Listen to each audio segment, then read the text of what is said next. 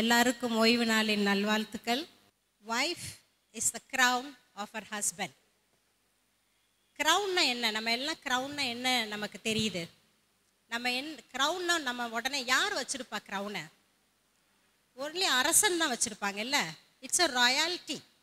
அது ஒரு மகிமையான ஒரு பொருளாகும். அது அரசனுக்கு மாத்திரம்தான் கொடுக்கப்பட்டது. இல்லாட்டி நல்ல ஒரு ராயல் ஃபேமிலியில் இருக்கவங்களுக்கு அது கொடுக்கப்பட்டது. அது என்னத்தை கொண்டு வரும்? மகிமையை கொண்டு வரும். கிரீடமானது ஒரு மனிதனுக்கு, ஒரு அரசனுக்கு மகிமையை கொண்டு வரும். ஆனால் நாம் ஸ்திரீகள், நாம் எவ்வாறாக நம்மளுடைய கணவர்களுக்கு ஒரு கிரீடமாக இருக்க முடியும், ஒரு மகிமையாக இருக்க முடியும் அப்படின்றது தான் இன்றைக்கி நம்ம பார்க்க போகிறது. நான் இங்கே என்னென்ன நான் இதில் எழுதியிருக்கிறேனோ, என்னோடய ஹேபிட் ஒன்று என்னென்னா, being a teacher I hate plagiarism. அப்படின்னா ஒருத்தரை பார்த்து காப்பி அடிக்கிறது எனக்கு பிடிக்காது. அதனால தான் ஜிசியிலேருந்து சில நேரத்துக்கு அனுப்புகிற மெட்டீரியல்ஸ் கூட நான் பார்க்கவே மாட்டேன். அந்த கான்செப்டை தான் வாசிப்பேன், அந்த தீமை வாசிப்பேன்.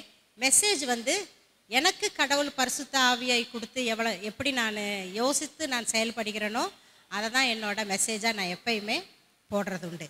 ஸோ எதிலையும் டவுன்லோட் பண்ணியோ இல்லாட்டி எதையும் மற்றவர்களுடைய ஐடியாக்களை கொண்டு வந்தோ நான் எப்பயுமே பேசுகிறதுக்கு விரும்ப மாட்டேன். எனக்கு கடவுள் பரிசுத்த ஆவியினால் எந்த ஒரு வாட் டு சே இன்ஃப்ளூயன்ஸ் அப்படின்னா, எனக்கு அவர் என்னுடைய வாழ்க்கையிலே ஒரு நல்ல ஒரு மனைவியாக, தேவபக்தி உள்ள மனைவியாக, ஒரு தாயாக எனக்கு எப்படி வாழ உதவி செஞ்சாரோ அதோட கருத்துக்களையும் அந்த ஒரு லைஃப் எக்ஸ்பீரியன்ஸையும் தான் நான் எப்பயுமே மற்றவர்களுக்கு பகிர்ந்து கொள்வேன். ஒரு போதகருடைய மனைவியாக என்னை கடவுள் எப்படி உபயோகப்படுத்துகிறார், ஒரு போதகரோட மனைவியாக நான் எப்படி என்னை மாற்றிக்கொண்டேன், அந்த மாதிரி காரியங்களை நான் சொல்லி தான் பாஸ்ட் ஒய்ஃப்களெல்லாம் நான் ஊக்குவிக்குவது உண்டு. இன்றைக்கி அதே போல் எனக்கு உள்ள சில எக்ஸ்பீரியன்ஸஸை உங்களுக்கு நான் வாழ்க்கையின் அனுபவத்தை நான் சொல்ல போகிறேன். நம்ம எல்லாருமே ஸ்திரீகள் தான். ஸ்திரீகள் குடும்பத்துக்கு ரொம்ப முக்கியம். அது எத்தனை பேருக்கு தெரியும்? எத்தனை பேர் உணர்றீங்க? இப்போ தான் சிஸ்டர் கேட்டாங்க, எத்தனை பேருக்கு பெண்களாய் பிறந்திருப்பது ரொம்ப சந்தோஷமான காரியம். எனக்கு ரொம்ப சந்தோஷம். நான் ரொம்ப மகிழ்ச்சியாக இருக்கிறேன் பெண்ணாக பிறந்ததுக்கு. ஏன்னா கடவுள் எனக்கு அந்த ஒரு தருணத்தை தந்ததுக்கு நான் ரொம்ப சந்தோஷப்படுறேன். இன்றைக்கி நான் நின்று தேவ சத்தியத்தை சொல்கிறேன்னா, எனக்கு பின்னாடி யார் இருக்கிறா? எங்கள் அம்மா இருக்கிறாங்க இல்லை?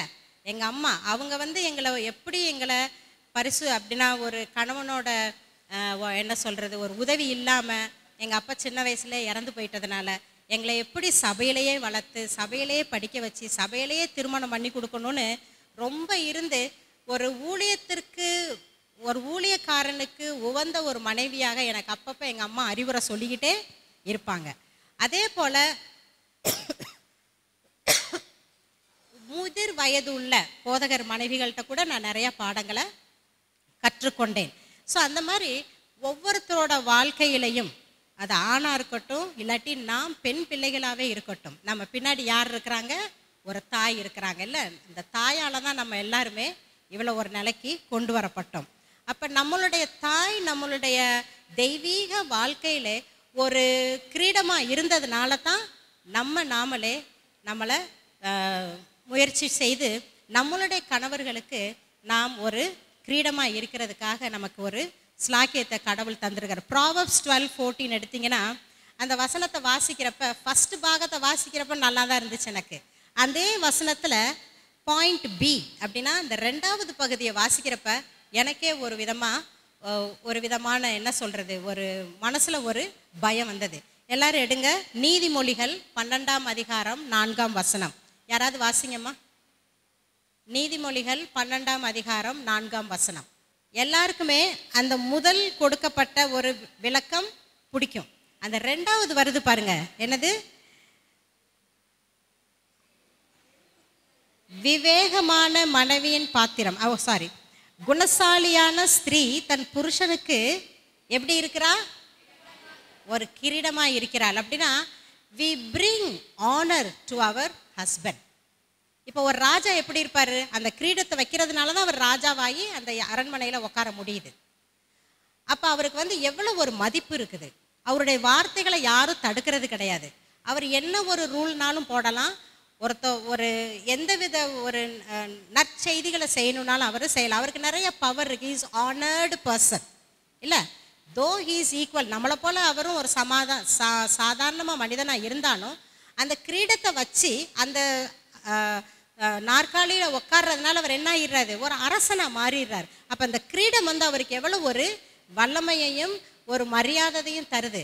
அதே போல தான் நம் ஸ்திரீகள் மனைவிகளாக இருக்கும் நாம் நம்மளுடைய குண நலன்களை கொண்டு தான் நம்ம கணவனுக்கு ஒரு கிரீடமாக நம்ம மாறுகிறோம். அது என்னன்னா, குணசாலியான ஸ்திரீ தன் புருஷனுக்கு கிரீடமாக இருக்கிறாள். அது ஒரு ஆசீர்வாதமானது. அதே நேரத்தில் லச்சை உண்டு பண்ணுகிறவளோ அவனுக்கு எலும்புருக்கியாய் இருக்கிறாள். இப்போ நம்ம உட்காந்துருக்கவங்கள எத்தனை பேர் கிரீடமாக இருக்கிறோம், எத்தனை பேர் எலும்புருக்கியாய் இருக்கிறோன்றது வந்து it's a personal question that we have to raise. இது வந்து உங்களுக்கும் எனக்கும் நம்ம தனிப்பட்ட முறையில் நம்மளை கொள்ள வேண்டிய ஒரு கேள்வி. என்னுடைய புருஷனுக்கு நான் கிரீடமாக இருக்கிறேனா, இல்லாவிட்டால் என்னுடைய புருஷனுக்கு நான் என்ன எலும்புருக்கியாய் இருக்கிறேனா? எலும்புருக்கினா நமக்கு தெரியுமில்ல, அது ஒரு வியாதி போல் நம்மளை நிம்மதியாக உயிரோட வாழ விடுறதே இல்லை. எத்தனை பேருக்கு இங்கே இருக்கவங்களுக்கு டாக்டர் செரியனை பற்றி தெரியும்? நினைக்கிறேன் உங்கள் யாருக்கும் தெரியாது. என் அக்காவுக்கு தெரியும், எனக்கு தெரியும், எங்கள் வீட்டுக்காருக்கு தெரியும். வேறு யாருக்கும் டாக்டர் செரியனை பற்றி தெரிகிறதுக்கு யூ நோ ஹிம் கொஞ்சம் கொஞ்சம். A very efficient Spicer college president. அவர் சதன் ஏஷியாவுக்கும் ரொம்ப காலமாக அவர் பிரசிடெண்ட்டாக இருந்தார். அவர் ஒரு மெசேஜ் கொடுக்குறப்ப, பெண்களுக்கான ஒரு மெசேஜ் கொடுக்குறப்ப ஸ்பைசர் காலேஜில் அவர் சொன்னது எனக்கு எப்பயுமே மைண்டில் இருக்கும். அந்த சின்ன வயசில், வாலிப வயசில் அவர் சொன்னது எனக்கு எப்பயுமே மைண்டில் இருக்கும். அந்த பிரசங்கத்தில் ஒரு என்ன சொல்கிறது, ஒரு கோட் மாதிரி கொடுத்தாரு. It's like a proverb. என்னன்னா, a wife is a life to a husband, but the same wife can be a knife to take away his life. அப்படின்னா, ஒரு மனைவி ஒரு கணவனுக்கு ஒரு உயிர் கொடுப்பவளாய் இருக்கிறாள். அப்படின்னா அவங்கள வாழ வைக்கிறவங்க நம்ம தானா? பெண்கள். ஆண்களை வாழ வைப்பது பெண்கள். ஆனால் அதே பெண் குணம் மாறி இந்த மாதிரி எலும்புருக்கியாக எலும்புருக்கியாய் நாம் இருந்தோம்னா நம்ம எப்படி இருப்போம், எப்படிப்பட்டவங்களா இருப்போமா? அந்த கணவனோட உயிரை நாமளே கத்தி மாதிரி குத்தி அவங்கள கொல்றதுக்கு அப்படிப்பட்ட ஒரு வல்லமையை கொண்டவள் ஒரு ஸ்திரீ அப்படின்னு அவர் சொல்கிறார். இன்னைக்கு காலையில் போதகர் ஒரு கதை சொன்னாங்கல்ல, நீரா ஆர்யா. அந்த லேடி என்ன பண்ணாங்க, தான் கணவனையே அவங்க வந்து கொல்ல வேண்டிய சூழ்நிலை அவங்களுக்கு வந்தது. ஏன்னா அவ்வளோ ஒரு வைராக்கியம் உள்ளது தான் பெண்மணி. நம் பெண்களுக்கு கடவுள் ரொம்ப முக்கியத்துவத்தை கொடுத்துருக்கிறாரு. நான் கடைசியில் ஒரு போயம் இருக்குது, நான் அதை உங்களுக்கு வாசித்து காட்டுறேன். பெண்களை சிருஷ்டி ஒரு கற்பனை கதை. பெண்களை படைக்கிறப்ப கடவுள் எவ்வளோ ஒரு வல்லமையையும் ஞானத்தோடு யோசித்து 6ஆம் நாள் சாயங்காலம் நம்மளை சிருஷ்டிச்சிருக்கிறாருன்றதை வந்து அதில் அழகாக வர்ணிக்கப்பட்டிருக்கு. நேற்று நான் ட்ரெயினில் ட்ராவல் பண்ணிக்கிட்டேன். அப்போ தான் எனக்கு இந்த பேப்பரை நான் எடுத்து எனக்கு வாசிக்கிறதுக்கு டைம் கிடச்சிது. அப்போ எனக்கு அந்த போயம் நல்ல நினைவுக்கு வந்து அதை நான் கண்டுபிடிச்சி நான் எடுத்தேன். அப்போ நம்ம பெண்களாக இருக்கிறவர்கள் நமக்கு வந்து ரொம்ப முக்கியத்துவங்களை கடவுள் தந்திருக்கிறாரு. ஒரு தாயாக இருக்கிறதுக்கு, ஒரு முதல் மனைவியாக, ஒரு நல்ல மனைவி, கணவனுக்கு ஒரு கிரீடமாக நாம் எப்படி வாழ வேண்டுமோ அந்த ஸ்லாக்கியத்தை நமக்கு தந்திருக்கிறாரு. ஒரு நல்ல பிள்ளைகளை வளர்க்குறது நம்ம கையில் தான் இருக்குது. அதே போல் அது மட்டும் இல்லாமல் சபையில் ஒரு முன்மாதிரியாக இருக்கிறதுக்கும் நமக்கு நிறைய இடத்த தந்திருக்கிறாரு. நமக்கு கொடுக்கப்பட்ட நிறைய என்ன சொல்லலாம், நமக்கு கொடுக்கப்பட்ட பங்குகள் ஜாஸ்தி. குடும்பத்தினாலும் சரி, சபையினாலும் சரி, சொசைட்டினாலும் சரி. ஒரு பெண் இல்லாமல் எந்த காரியத்தையும் யாரும் செய்கிறதில்ல, அப்படி தானே? ஒரு இன்டர்வியூவாக இருக்கட்டும், ஒரு சினிமா மூவியாக இருக்கட்டும், இல்லாட்டி ஒரு கதையாக இருக்கட்டும், எந்த ஒரு சின்ன காரியமானாலும் பெண்கள் இல்லாமல், ஒரு பெண் இல்லாமல் எந்த காரியமும் நடக்க போகிறதில்ல. அப்போ நான் பாருங்கள், பெண்களுக்கு எவ்வளோ ஒரு முக்கியத்துவத்தை கடவுள் தந்திருக்கிறார். That is the reason I am very happy that I am born as a woman. அப்படின்னா எல்லா இடத்துல என்னோட பங்குகள் இருக்குது. ஆனால் நான் கொடுக்கப்படுற எல்லா பெண்களும், இந்த உலகத்தில் நிறைய பெண்கள் இருக்கிறாங்க, நம்ம எல்லாருக்குமே ஞானம் இருக்குது. ஆனால் இன்னைக்கு பேசப்பட போகிறது என்னன்னா, குணசாலியான தெய்வ பக்தி உள்ள பெண் எவ்வாறாக தன் வாழ்க்கையில் வாழ வேண்டும், எவ்வாறாக இருந்தால் நாம் கணவனுக்கு ஒரு என்ன சொல்கிறது, ஒரு மரியாதை கொடுக்கும் பெண்ணா அப்படின்னா என்னதுன்னா, how can I be a crown of a husband, நான் எவ்வாறாக என்னுடைய கணவனுக்கு கிரீடமாக இருக்க முடியும் அப்படின்றத பற்றி தான் நம்ம இன்னைக்கு பண்ண போகிறோம். திருமணம் பண்ணுறோம். திருமணம் எதுக்கு பண்ணுறோம்? கணவன் மனைவியை நம்ம சேர்ந்து வாழ்கிறதுக்காக தான். ஒரு மியூச்சுவல் அண்டர்ஸ்டாண்டிங், அதை தமிழில் என்ன சொல்கிறாங்கன்னா பரஸ்பர, அப்படின்னா இருவருக்கிடையே வாக்குத்தத்த உரிமை, கடமை. Marriage is not a what to say, marriage is not an agreement but it is an covenant. அப்படின்னா என்ன? கல்யாணம் ஒரு பெண் ஒரு ஆணை கல்யாணம் பண்ணும்போது நம்ம வந்து அது என்னன்னா, அது ஒரு வாக்குத்தத்தம். வாக்குத்தத்தம்ன்ற வார்த்தை வந்து பிப்ளிக்கல் யூசேஜ், அது வந்து ரொம்ப பரிசுத்தமான ஒரு ஆழ்ந்த அர்த்தத்தை கொண்டது. நம்ம ஒரு பெண் ஒரு கணவனை மணக்கும் போது நமக்கு என்னன்னா, we have a mutual understandings. அப்படின்னா இருவருக்கிடையே ஒரு பரஸ்பர ஒரு என்ன சொல்கிறதுனா, ஒரு வாக்கு தத்தத்துடன் நாம் கல்யாணம் பண்ணுறோம். பெண்ணுக்கு ஒரு சில பாகங்கள் இருக்கும், ஆண்களுக்கு சில கடமைகள் இருக்கும். இப்போ அப்பாவுக்கு சில கடமைகள் என்னுடைய வாழ்க்கையில் பார்த்தா, நல்ல குணங்கள், நல்ல ஒரு போதகருக்கு மனைவியாக இருக்கணும், பிள்ளைகளை நல்லா வளர்க்கணும் டிசிப்ளினில், அந்த மாதிரி காரியங்களை நான் என் அம்மாட்ட இருந்து படித்தது. அப்புறம் படிப்பில் நல்லா முன்னேறணும், 4 பேரோட ஃப்ரீயாக பேசி நல்லா பழகணும் அப்படின்ற காரியங்களை நான் என் அப்பா இடத்துல இருந்து படித்தது. ஒரு ஜோவியலாக ஜாலி பர்சனாக இருக்கணுன்றது என் அப்பா இடத்துல இருந்து நான் படித்தது. ஸோ 2 பெற்றோர்களுமே, தாயானாலும் சரி தகப்பனானாலும் சரி, நமக்கு அவங்க நம்ம வாழ்க்கையிலே செய்ய வேண்டிய தனித்தனிப்பட்ட பொறுப்புகள் அவங்களுக்கு கண்டிப்பாக இருக்கிறது. கணவன் மனைவிக்கிடையில் தனிப்பட்ட பொறுப்புகள் உள்ளன. தன் வாழ்க்கையில் ஒன்று சேர்ந்து வாழ நினைத்தவர்களுக்கு தனித்தனி பண்புகளும் பொறுப்புகளும் உண்டு. அவங்க தனித்தனியாக தான் இருந்தாங்க, இணைக்கப்பட்டிருக்கிறாங்க. கல்யாணத்தின் பேரில் இணைக்கப்பட்ட பிறகு அவங்க 2 பேருக்குமே தனித்தனியாக பொறுப்புகள் இருக்குது. ஆனால் ஆண்களின் பொறுப்பை விட நிறைய பொறுப்புகள் படைத்தவங்க யார்? நாம் பெண்கள் தான். அதை வந்து எத்தனை ஆம்பளைங்க அதை அக்செப்ட் பண்ணுவாங்களோ எனக்கு தெரியலை. ஆனால் என்னென்னா, ஆம்பளைங்களுக்கு ஒரு வேலையை சொன்னால் அந்த ஒரு வேலையை தான் செய்ய தெரியும். இல்லை, இந்த காயை வெட்டி கொடுங்கப்பான்னு சொன்னால் அவங்களுக்கு அந்த காயை மாத்திரம்தான் வெட்ட தெரியும், வெட்டி கொடுக்க தெரியும். அந்த காயை வெட்டுறதை விட்டுட்டு அடுத்து பக்கத்தில் அடுப்பில் எது இருந்தாலும் அவங்களுக்கு தெரியாது. அவங்களோட எக்ஸ்பீரியன்ஸ் அவ்வளோ. ஆனால் நம்ம பெண்கள் அப்படி இல்லை. அட் அ டைம் நம்ம எத்தனை வேலையை பார்ப்போம்? மோர் தென் 5 ஒர்க் பார்ப்போம். ஒழுங்காக காயை சைஸாக வெட்டுறாங்களான்னு பார்ப்போம். அதே நேரத்தில் நம்ம ஏதாவது வெட்டிக்கிட்டு இருப்போம். அடுப்பில் இருக்கிறதும் தீஞ்சு போகாமல் பார்ப்போம். அதே நேரத்தில் ஃபோனில் அடிக்குதான்னு பார்ப்போம். இல்லை, நம்மளுடைய சிந்தனைகள் வேறு நிறைய இடம். இன்றைக்கி இதை செய்யணும், இத்தனை மணிக்கு போகணும், சீக்கிரம்.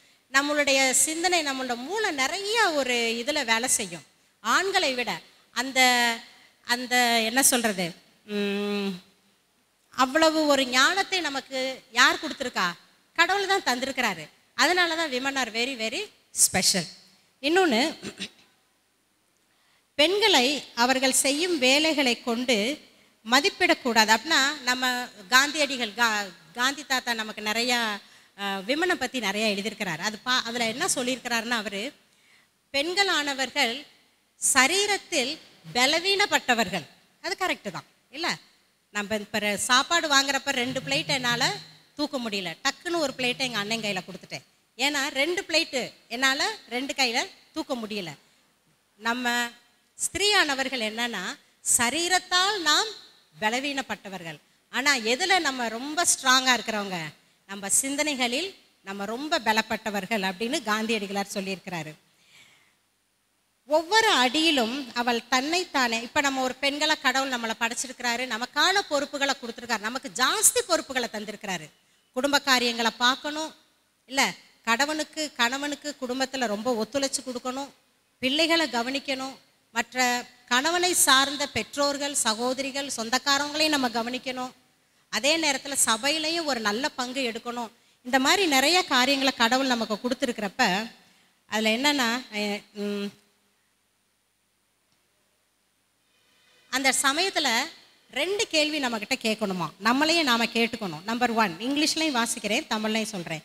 Is this the standard of a true womanhood? இப்படித்தான் நான் வாழணுமா? அப்படின்னா இதுதான் என் உண்மையான பெண்மையின் தரமா? சிஸ்டர் கேட்டாங்கல்ல, இதுதான் என்னுடைய பெண்மையின் உண்மையான தரமா?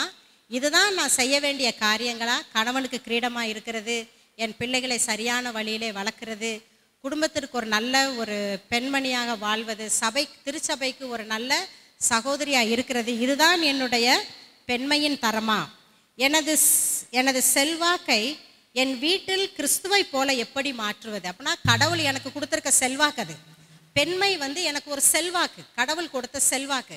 அந்த செல்வாக்கை நான் என் குடும்பத்தில் எப்படி அப்படின்னா எனது செல்வாக்கை என் வீட்டில் கிறிஸ்துவை போல எப்படி மாற்றுவது அப்படின்னா, கர்த்தருடைய இஷ்டப்படி நான் வாழ்வதற்கு என்னுடைய செல்வாக்கை என்னுடைய குடும்பத்தில் நான் எப்படி பயன்படுத்துவது அப்படின்னு நம்ம தன்னைத்தானே நம்ம கேள்வி கேட்டுக்கொள்ளுமா.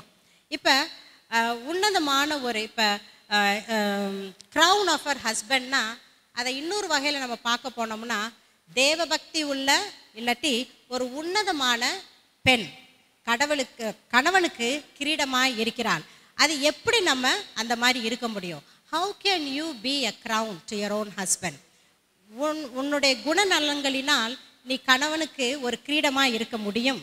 அதில் ஃபஸ்ட் பாயிண்ட் என்னென்னா, அது நீதிமொழிகள் 31:30 எடுங்க. நீதிமொழிகள் 31 அதிகாரம் 30 The wife is to be a God fearing.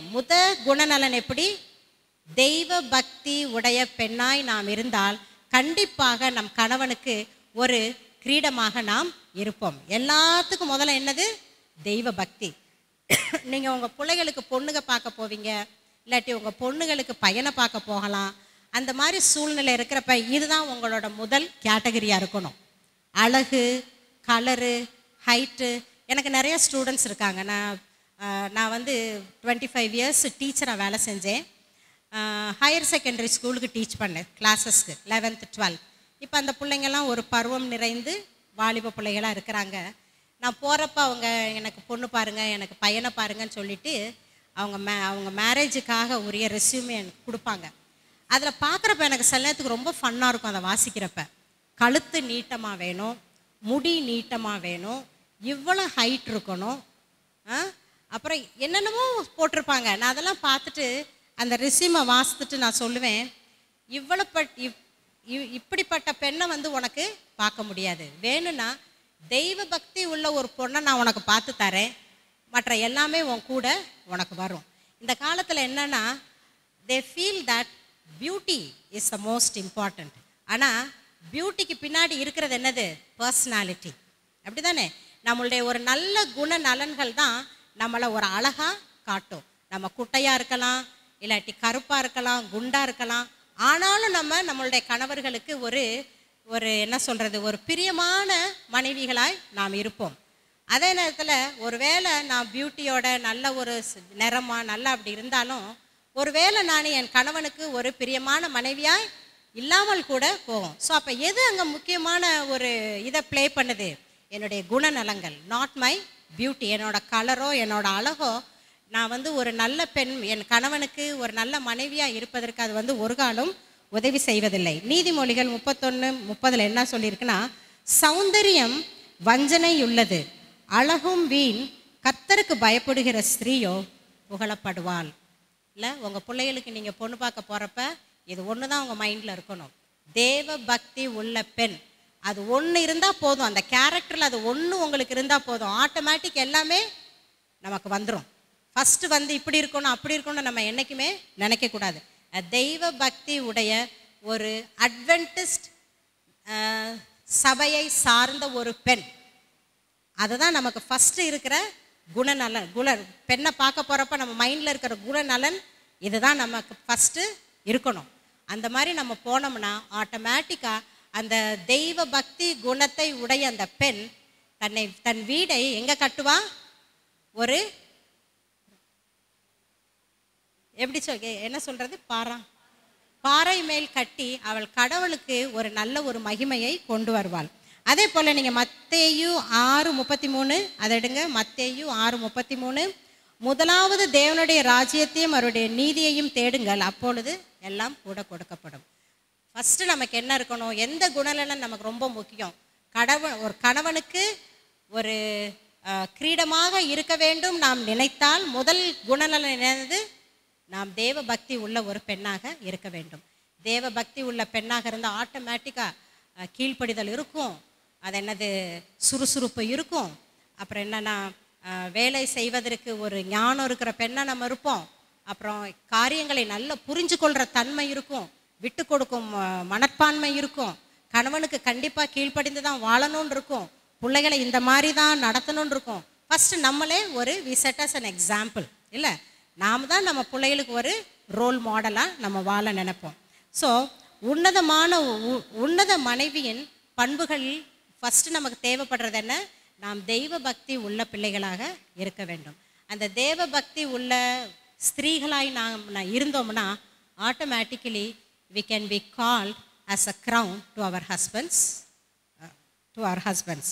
ரெண்டாவது குணநலன் என்னன்னா, she is to love and respect her husband. இது ரொம்ப முக்கியம். சில குடும்பங்களில் நான் பார்த்துருக்கேன், மனைவிகள் வாய்க்கு வந்த மாதிரி கணவர்களை பேசுவாங்க.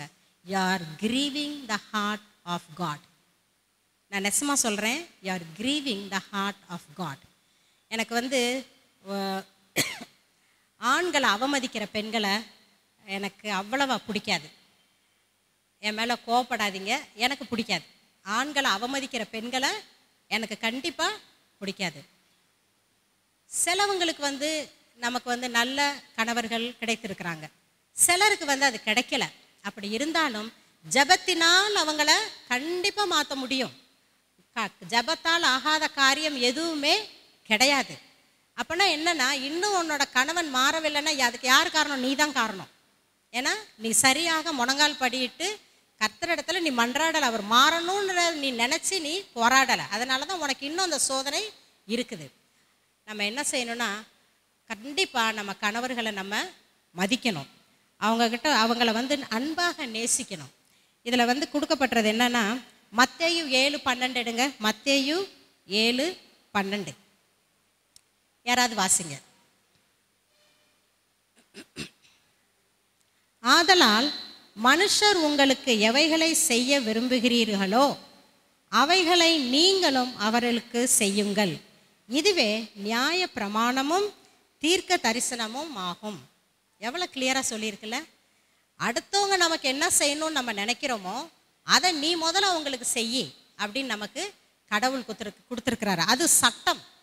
அது நியாய பிரமாணமும் தீர்க்க தரிசனமும் ஆகும். நம்ம என்ன செய்கிறோம், சில நேரத்துக்கு பெண்கள் ஆண்கள் இருக்கிறாங்க, சில காரியங்களை பேசுகிறப்ப I am not so comfortable, but still let them also know about it. Okay. இன்னொன்று என்னென்னா, நம்ம பெண்கள் என்ன நினைப்போம், ஆண்கள் தான் நம்மளை நேசிக்கணும்னு நினைப்போம், இல்லை நான் சொல்கிறத அவங்க கேட்கணும்னு நினைப்போம். ஆனால் அவங்க மைண்டில் சிந்தனைகள் வேறு விதமாக இருக்கும். இல்லை, நம்மளோட எல்லாரோட வாழ்க்கையிலே நடக்கிறது தான். அப்போ நம்ம என்ன பண்ணணும், அவங்க நம்மளை நேசிக்கணும்னு நினைப்போம், அவங்க நம்மளை 4 பேர் முன்னாடி மதிப்பு கொடுத்து பேசணும்னு நம்ம நினைப்போம். ஆனால் நாம் அவங்கள அப்படி நடத்தணுன்றதை நம்ம மறந்து போயிடுவோம். அதுதான் இந்த வசனம். இல்லை, மனுஷர் உங்களுக்கு எவைகளை செய்ய விரும்புகிறீர்களோ அதை தான் நீங்கள் முதல்ல அவங்களுக்கு செய்யுங்க. ஆட்டோமேட்டிக்காக லவ் இஸ் ரெசிப்ரோக்கல்னு சொல்லுவாங்க. நீ அன்பை காட்டினா அன்பு கிடைக்கும், நீ தீமையை காட்டினா உனக்கு திரும்பி தீமை தான் கிடைக்கும். ஒருவேளை நம்ம கணவர்கள் சில நேரத்துக்கு தப்பாக அடி எடுத்து வச்சுட்டு அப்படி போனால் கூட it's very easy to change. ஈவே ஆதாம மாத்துறப்ப நம்மளால் மாற்ற முடியாதுன்னு நினைக்கிறீங்களா? கண்டிப்பாக மாற்றலாம். இல்லை, கண்டிப்பாக மாற்றலாம். அவங்க பாவ வாழ்க்கையில் வாழ்கிறாங்கன்னா கண்டிப்பாக ஜபத்தினால அவங்கள மாற்ற முடியும். ஒருவேளை அவங்க சிந்தனைகள் நம்மளை பற்றி தப்பாக இருக்குதுன்னு நினச்சினா ஜபத்தினால நீங்கள் அவங்கள மாற்றலாமே தவிர்த்து நம்மளுடைய கோபத்தினாலேயோ அவங்கள அவமானப்படுத்துறதுனாலையோ அவங்கள கோபப்படுத்துகிற மாதிரி அவங்க ஈகோவை டேமேஜ், ஈகோக்கு என்ன சொல்லுவாங்க பாஸ்டர்? அவங்க சுயமரியாதை டேமேஜ் ஆகிற மாதிரி நம்ம பண்ணக்கூடாது. அப்படி நம்ம பண்ணுறப்ப we are grieving the God. அப்படின்னா என்ன, நம்மளை படைத்த கடவுளுக்கு நம்ம ஒரு பெரிய துரோகம் செய்கிறதுக்கு நம்ம ஆளாக மாறுகிறோம். ஸோ நம்ம அடுத்த இதில் என்னென்னா, அவள் தன் கணவனை நேசித்து மதிக்க வேண்டும். இதுதான் கர்த்தரால் நியமித்த திருமணத்தின் அடிப்படை. திருமணத்தின் அடிப்படை என்ன? Love our husband and give respect to him. எல்லாரும் நம்ம மைண்டில் அண்டர்லைன் பண்ணி வச்சுக்கணும். we need to love our husband and என்ன செய்யணும்? give the respect to him. அந்த ரெஸ்பெக்டை நம்ம கொடுக்குறப்ப அது அந்த குணம் எப்போ உங்களுக்கு வரும்? when we are living in the Lord. the first point. நான் தெய்வ பக்தியை படைத்த ஒரு பெண்ணாக நான் இருந்தால் ஆட்டோமேட்டிக்காக நான் என்ன பண்ணுவேன்? என்னுடைய கணவனை நேசிப்பேன், இல்லை அந்த கணவனை மரியாதையும் நான் கொடுத்து சந்தோஷமான ஒரு வாழ்க்கைக்கு நான் ஒரு ஆளாக இருப்பேன். மூணாவது, she is to submit to her husband love as to the Lord. நம்ம எப்படி அந்த வசனத்தை நீங்கள் வாசித்தீங்கன்னா தெரியும். எபேசியர், இது வந்து என்னோட சொந்த ஒரு வார்த்தைகள் அல்ல, இது நான் பைபிளில் இருந்து கொடுக்குறேன். தாட்ஸ் வந்து என்னோடது தான், ஆனால் இதுக்கு கொடுக்கப்படுற ப்ரூஃப்ஸ் எல்லாம் நான் வந்து பைபிளில் இருந்து தான் எடுத்திருக்கேன். எபேசியர் 5ஆம் அதிகாரம் 22லேருந்து 24 வரை ஒன்று ஒன்றா நம்ம வாசிப்போம். எபேசியர் 5:22. மனைவிகளே கர்த்தருக்கு கீழ்ப்படுகிறது போல, மறுபடியும் வாசிக்கலாம். மனைவிகளே கர்த்தருக்கு கீழ்ப்படுகிறது போல உங்கள் சொந்த புருஷருக்கு கீழ்ப்படியுங்கள். நான் அண்டர்லைன் பண்ணியிருக்கேன் அந்த வார்த்தை, அந்த 2 வேர்ட்ஸ். எந்த காரியத்திலும் இப்போ நான் ஒரு நிர்ணயத்துக்கு வர்றோம், ஏதாவது ஒரு பெருசாக நம்ம பிளான் பண்ணணும் வீட்டில், அதில் சடனாக தப்பு நடந்துருச்சுன்னு வச்சுக்கோ, நான் டாமினேட் பண்ணி பேசி அந்த காரியத்தை நடத்துகிறேன், சடனாக ஒரு தப்பு நடந்துருச்சுன்னு வச்சுக்கோ, அதோட நஷ்டத்தை அனுபவிக்க போகிறது யார்? என்னைய கூட அனுபவிக்க போகிறது யார்? என்னோட கணவன் தான். ஆமாவா பாஸ்டர்? வீட்டில் இருக்க ஆண்கள் தான் அந்த நஷ்டத்தை ரொம்ப அனுபவிப்பாங்க. அந்த கில்ட்டை நம்ம அவங்களுக்கு கொடுத்துடக்கூடாது. அதனால தான் எந்த காரியத்திலையும், சின்ன காரியமாக இருந்தாலும் சரி பெரிய காரியமாக இருந்தாலும் சரி, நம்ம என்ன பண்ணணும்? கணவர்களுக்கு கீழ்ப்படிதலாக இருக்கணும். மனைவிகளே கர்த்தருக்குள் கீழ்ப்படுகிறது போல, நம்ம வந்து ஒரு தெய்வ பக்தி உள்ள ஒரு பெண்ணாக கர்த்தருக்கு எவ்வளவு கீழ்ப்படிந்து நடக்க வேணும்னு நம்ம நினைக்கிறோமோ, உங்கள் சொந்த புருஷருக்கும் அவ்வாறே கீழ்ப்படியுங்கள். உங்களோட புருஷனுக்கு கூட அந்த மாதிரியே அந்த கீழ்ப்படிதலை கொடுக்கணும். நம்ம கிறிஸ்து சபைக்கு தலையாக இருக்கிறது போல, நம்மளோட சர்ச்சுக்கு, நம்மளோட சபைக்கு யார் தலைவன்? இயேசு கிறிஸ்து. அதே போல உங்கள் புருஷர்கள் உங்களுக்கு தலையாய் இருக்கும்படி மனைவிக்கு தலையாய் இருக்கிறான். So our husband is a head of the family. எங்கள் வீட்டுக்கார் எப்போ இதை எக்ஸ்பிளைன் பண்ணுறப்ப சொல்லுவாங்க, ஏசாமி வந்து ஒரு ஸ்திரீயை முதல்ல வந்து புருஷனை உருவாக்குனார் ஆதாமை. ஏவாளை உருவாக்குறப்ப இங்கேருந்து உருவாக்கலை, இல்லை இந்த ஸ்கல் போன்லேருந்து ஏவாளை ஒரு போன் எடுத்து உருவாக்கலை ஏசாமி. ஏன்னா அதுக்கு ஒரு ரீசன் இருக்குது. இல்லை நம்ம வந்து கணவனை வந்து ஒரு ஓவர் டாமினேட் பண்ணி இருக்கிறதுக்கு நமக்கு கடவுளோட விருப்பம் அல்ல. அதே போல் கால் எலும்புகள்லேருந்து, காலில் எத்தனையோ எலும்பு இருக்குது, நல்லா ஸ்ட்ராங்கான எலும்புகள் இருக்குது, அந்த எலும்பு எடுத்து கடவுள் ஸ்திரீயை உருவாக்கலை. அப்போ வந்து அப்படி பண்ணியிருந்தா ஒரு வேளை ஆண்கள் வந்து நம்மளை நீ இந்த மாதிரி தான், இந்த வாழ்க்கை தான் வாழணும் அப்படின்னு நம்மளை என்ன சொல்வது, தாழ்மைப்படுத்தி வாழ்கிறதுக்கு கடவுள் விடலை.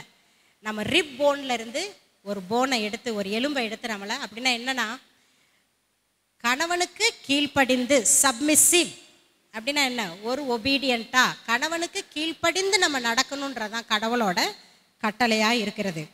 24 வசனத்தை நான் மறுபடியும் ஒருக்கா வாசிக்கிறேன். ஆகையால் சபையானது கிறிஸ்துவுக்குள் கீழ்ப்படுகிறது போல மனைவிகளும் தங்கள் சொந்த புருஷர்களுக்கு எந்த காரியத்திலும் கீழ்ப்படிந்து இருக்கு. நம்மளாம் சபை, ஆண் பெண் எல்லாம் சேர்ந்தது தான் ஒரு சபை. சபை, நம்மளோட மணவாளன் யாரு? இயேசு கிறிஸ்து.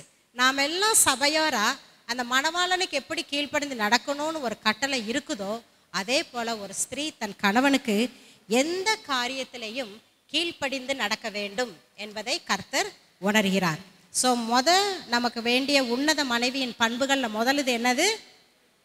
ஒரு கடவுள் பக்தியுள்ள பெண்ணாக நாம் வாழ வேண்டும். ரெண்டாவது என்னது சொன்னேன்? நம்ம கணவனை நேசித்து அவர்களுக்கு என்ன செய்யணும்? ஒரு மரியாதை கொடுக்கும் பெண்களாக நாம் மாற வேண்டும். மூணாவது என்னன்னா, நம்ம வந்து கடவுளுக்கு ஒரு சப்மிசிவ் அப்படின்னா என்ன சொல்கிறது? தாழ்ந்த மனப்பான்மை. அப்படின்னா டு ஒபே. பைபிள்லேருந்து வாசிப்போம். கீழ்ப்படிந்து இருக்க வேண்டும். கீழ்ப்படிதல் உள்ள ஒரு மனைவியாக நாம் கண்டிப்பாக இருப்போம். இது மூணாவது குணநலன். அதே போல் கடவுளுக்கு கீழ்ப்படியாத கணவன் வீட்டில் தலைவனாக இருக்க வேண்டும் என்பது கடவுளின் திட்டம் அல்ல. சில நேரத்துக்கு நம்ம கணவர்கள் வந்து சில ராங் ஹேபிட்ஸ். அப்படின்னா நம்ம சொசைட்டிக்கு இல்லாட்டி சர்ச்சுக்கு விருப்பம் இல்லாத சில காரியங்களை சில கணவர்கள் செய்வாங்க. தப்பான வழியில் சம்பாதிப்பாங்க, இல்லாட்டி அவங்களுக்கே கெட்ட பழக்கங்கள் இருக்கும். அந்த மாதிரி ஆட்களை வந்து கடவுள் வந்து அவங்க குடும்பத்துக்கு தலைவனாக இருக்கணுன்றதை அவர் விரும்பலை. அப்படி தான் சொல்லப்பட்டிருக்குது. கடவுளுக்கு கீழ்ப்படியாத கணவன் வீட்டின் தலைவனாக இருக்க வேண்டும் என்பது கடவுளின் திட்டம் அல்ல. அது அவரோட இஷ்டம் கிடையாது. ஆனால் சாத்தான் என்ன பண்ணிட்டான், அவங்கள மாற்றிட்டான். அவங்க வழி தப்பி போயிட்டாங்க. ஆனால் அப்படிப்பட்டவங்களுக்காக நம்ம என்ன பண்ணணும், ஒரு தேவ பக்தி உள்ள ஒரு மனைவியாக அவங்களுக்காக ஜெபிக்கணும். கண்டிப்பாக கடவுள் அவங்கள மாற்றி திருப்பி கொண்டு வரதுக்கு அவர் வல்லவராக இருக்கிறார். 4வது, தேவ பக்தி நிறைந்த மனைவி பரஸ்பர சகிப்பு தன்மை உள்ளவராக இருக்க போய். Wife that has a mutual forbearance is needed for her quality. அப்படின்னா பரஸ்பர சகிப்பு தன்மை உள்ளவராக இருக்க வேண்டும். ஒரு உன்னதமான ஸ்திரீ எப்படி இருப்பாலாம், சகிப்பு தன்மை. இது ரொம்ப முக்கியம் நம்ம லேடிஸ்க்கு. நமக்கு சகிப்பு தன்மையே இருக்காது. அதை தான் நம்ம சொல்லுவோம் பொமரேனியன் நேச்சர்னு சொல்லுவோம். பொமரேனியன் நேச்சர்னா அந்த நிறைய முடி இருக்கிற அந்த சின்ன நாயை பார்த்துருக்கீங்களா? பார்க்குறவங்க மேலெல்லாம் கத்தும். அதுக்கு இவங்க மேலே தான் கத்தணும், அவங்கள தான் கத்தணும்னு இல்லை. பார்க்குறவங்க மேலெல்லாம் ஒரு ரெஸ்ட்லெஸ்ஸாக கத்திக்கிட்டே கிடக்கும். அந்த வாய்ப்பு உள்ள அந்த தன்மை உள்ளவர்கள் தான் நம் ஸ்திரீகள். ஆனால் நம்ம தேவ பக்தி நம்மளோட நிறைந்திருந்தால் அந்த பொமரேனியன் நேச்சர் நமக்கு கண்டிப்பாக இருக்காது. ஜபத்தினால் நாம் அதை வந்து வெல்ல முடியும். தேவ பக்தி நிறைந்த மனைவி ஒரு சகிப்புத்தன்மை உள்ள மனைவியாக இருக்கணும். எந்த காரியம் ஒருவேளை தப்பே நடந்துட்டாலும் அதை சகிச்சு கொள்கிற ஒரு மனப்பான்மை நமக்கு இருக்கணும். அந்த சகிப்புத்தன்மை நமக்குள்ளே இருந்துச்சுன்னா கண்டிப்பாக வீட்டுக்குள்ளே பிரச்சனை வராது. அந்த சகிப்புத்தன்மையை பொறுமையோடு நம்ம கையாளணும். தப்பிதமே நடந்தாலும் அதை என்ன செய்யணும், நம்ம ஒரு பொறுமையோடு தான் கையாளணும். நான் எப்போ என்னோட பாஸ்டர்ஸ் வைஃப்ஸ், எனக்கு வந்து பாஸ்டர்ஸ் வைஃப்ஸுக்கு லீடராக இருக்கிறது ரொம்ப பிடிக்கும். மற்ற எதையுமே நான் விரும்ப மாட்டேன். அது ஒரு பெரிய டிபார்ட்மெண்ட்னு கிடையாது. ஆனால் எனக்கு அந்த டிபார்ட்மெண்ட்டு தான் ரொம்ப பிடிக்கும். ஏன்னா நான் ஒரு போதகர் மனைவியாக என்னோட கணவனோட ஊழியத்துக்கு நான் எவ்வளோ ஒரு வெற்றிகரமான ஒரு முயற்சியை கொடுக்குறேனோ அதே போல் எல்லா போதகர் மனைவிகளும் செய்யணும்னு நான் ரொம்ப ஆசைப்படுவேன். ஏன்னா போதகர் மனைவிகள் மற்றவங்களெல்லாம் நம்ம மறந்துடுவோம், பிரின்சிபல்ஸை மறந்துடுவோம், மற்றவங்களெல்லாம் மறந்துடுவோம். ஆனால் டைரக்ட் ஊழியத்தில் இருக்கிறவங்க, டைரக்ட் மினிஸ்ட்ரியில் இருக்கிறவங்களோட குடும்பங்கள் ரொம்ப டிஃப்ரெண்ட்டாக இருக்கணும். ரொம்ப டிஃப்ரெண்ட்னா நம்ம உடை, நம்ம பேச்சு, நம்மளுடைய பிள்ளைகள், நம்மளுடைய கணவரோட நடவடிக்கை, நம்மளோட குடும்பமே ஒரு வித்தியாச ஒரு செர்மனாக இருக்கணும், ஒரு பிரசங்கமாக இருக்கணும். நம்ம போய் புல்பீட்டில் ஏறி நின்றுக்கிட்டு நீங்கள் இதை செய்யாதீங்க, நாங்கள் அதை செய்யாதீங்கன்னு சொன்னால் யாரும் ஜாஸ்தி கேட்க மாட்டாங்க. ஆனால் நம்ம குடும்பமே ஒரு முன்மாதிரியாக ஒரு பிரசங்கத்தை போல் நம்ம என்ன சொன்ன ஒரு தோற்றத்தை கொடுத்தோம்னா நம்ம பிரசங்கத்தை எங்கே நின்று பண்ணாலும், ரோட்டில் இருந்து பண்ணாலும் அதை கேட்குறதுக்கு ஒரு 10 பேர் இருப்பாங்க.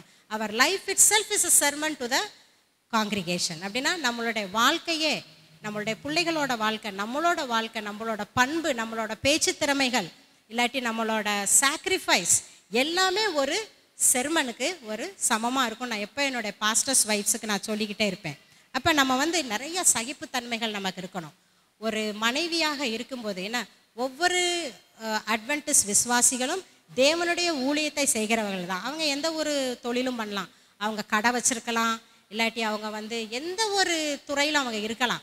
ஆனாலும் அவங்க இந்த சபையில் இந்த கடவுளை நம்பிட்டு வந்து இந்த 7ஆம் திருச்சபையில் இருக்கிறதுனால எல்லாருமே கடவுளுக்கு ஒரு ஊழியம் செய்கிறவங்க தான். அவங்கள கல்யாணம் பண்ணியிருக்க ஒவ்வொரு பெண்மணிகளும் ஒரு ஊழியக்கார மனைவிகள் தான். ஸோ அதனால் நம்ம வந்து சகிப்புத்தன்மை உள்ளவராக இருக்க வேண்டும். ரொம்ப சகிப்புத்தன்மை இருக்கணும். நான் எப்போயுமே என்னோடய பாஸ்டர்ஸ் வைஃப்ஸுக்கு சொல்கிறது என்னென்னா, உங்கள் வீட்டுக்காரங்க எங்கேயாவது போயிட்டு வந்தாங்கன்னா, இல்லாட்டி சர்ச் முடிச்சுட்டே வரட்டும், இல்லாட்டி ஏதாவது ஒரு பெரிய கமிட்டியோ என்னமோ பண்ணிட்டு வரட்டும், போகிறதுக்கு முன்னாடி வயிறு நிறைய சாப்பாடு கொடுத்து அனுப்புங்கன்னு சொல்லுவேன். என்னோடய பழக்கம் அது. போகிறதுக்கு முன்னாடி என்ன செய்யணும், அவங்க வயிறை நிரப்பி அனுப்பணும். ஏன்னா ஆண்களுக்கு பொதுவாக எங்கே தெரியுமா கோபம் வரும், வயிறு எம்டியாக இருந்தால் கோபம் வரும். அது என்னோட அனுபவம். உங்களோட அனுபவங்கள் எப்படி இருக்குமோ எனக்கு தெரியாது. ஏன்னா அவங்க அந்த கரெக்டாக 3 மீல் தான் சாப்பிடுவாங்க. அந்த வயிறு காலியாக இருக்கிறப்ப கோபங்கள் வர சான்சஸ் இருக்குது. அதனால் ஏதாவது முக்கியமான அது என்னது சர்ச் போர்டுக்கோ இல்லாட்டி ஏதாவது ஒரு இடத்துக்கு முக்கியமான இடங்களுக்கு போகணுன்னா கோபம் வர வைக்காமல் இருக்கணும்னா அவங்க சரீரமும் நல்ல பலத்தோடு இருக்கணும். ஸோ வயிறு ஃபுல்லாக சாப்பாடு கொடுத்து அனுப்புங்கன்னுவேன். அதே போல் சபையை முடிச்சுட்டு வீட்டுக்கு திரும்பி வர்றப்ப எதுவும் பேசாதீங்க அவங்கக்கிட்ட. ஏதாவது தப்பிதங்கள் சபையில் சண்டையோ சச்சரவோ ஏதோ நடந்திருந்தாலும் உன்னோட கணவனோட தப்பாகவே அது இருந்தாலும் அதை எதையுமே நீங்கள் பேசாதீங்க. வந்தவொன்னு என்ன செய்யுங்க, முதல்ல சாப்பாடை போடுங்க, வயிறு நிறைய சாப்பாடை கொடுங்க. சாப்பிட்டு முடிச்சுட்டு மறுபடியும் எதையுமே பேசாதீங்க. சாயங்காலம் வாக்குக்கு போகலான்னு கூட்டிகிட்டு போங்க. ஏன்னா நம்ம ஆர்கியூ பண்ணுறது நம்ம பிள்ளைகளுக்கு கூட தெரியக்கூடாது.